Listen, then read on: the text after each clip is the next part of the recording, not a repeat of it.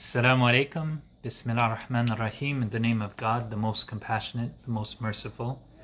As we near the end of the first day of the Islamic month of Dhul Hijjah, the month of the Hajj, the pilgrimage to Mecca, I just wanted to share a very brief reflection that I had during this time.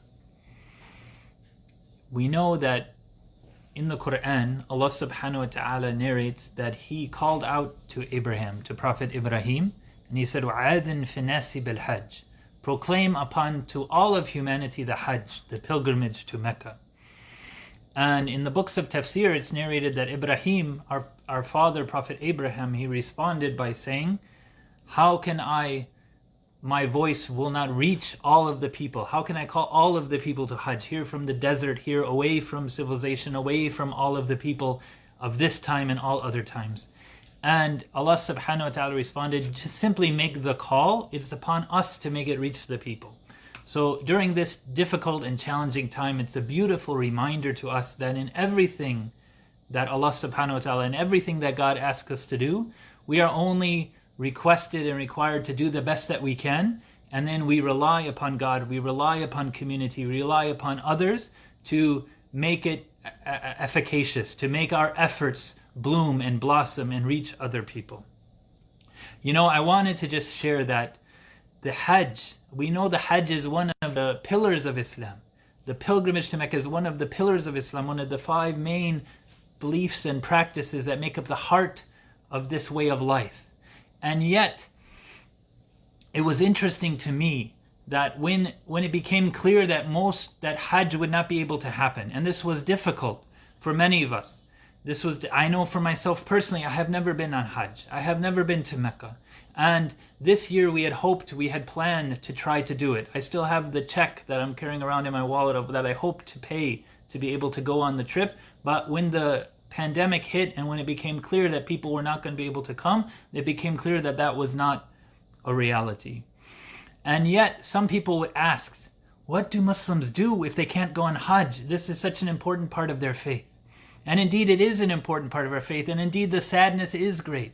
But I said it's also important for us all to remember that for the vast majority of Muslims that live now, and for the vast majority of Muslims that have lived throughout the centuries, they were not able to go on Hajj either.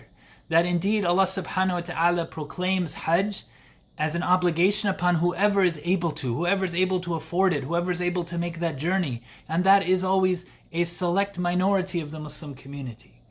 And yet and still, for all of us who are Muslims, whether we are able to actually go on the Hajj or not, Hajj, the pilgrimage to Mecca, plays an important and vital role in what I call the spiritual imagination of us as Muslims, in the life of our mind and our hearts when we think about what it's like to be Muslim.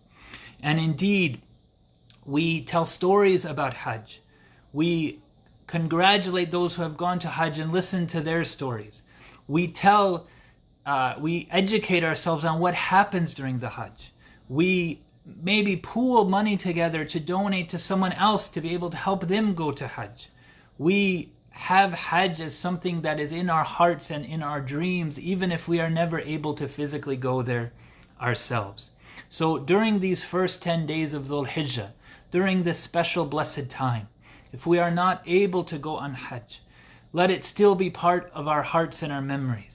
Let us engage in the acts of worship of the days of Dhul Hijjah. Let us engage in fasting, charity, sacrifice. Let us engage in our prayer. Let us engage in the remembrance of Allah.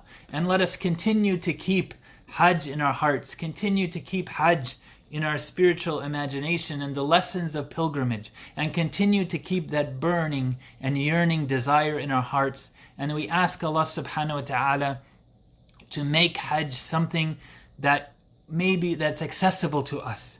That's accessible to us in our lives, and if not, and until it's accessible to us in our lives, that's accessible to us in our dreams, and accessible to us in our hearts, and inform our actions, and inform our communities, and that we continue to go forward and be blessed by all the beautiful lessons of this time and of the pilgrimage journey itself. May Allah bless all of you, have mercy upon all of you. May Allah subhanahu wa ta'ala allow us to embrace all the blessings of the month of Dhul Hijjah. And may Allah subhanahu wa ta'ala allow us to gather together for Hajj sometime in this world. and if not in the hereafter, may Allah subhanahu wa ta'ala allow us to gather together and share the stories and share the narrations about Hajj with those of us in this time and those of us in all times. Ameen ya Rabbil Alameen. Assalamu alaikum wa rahmatullah.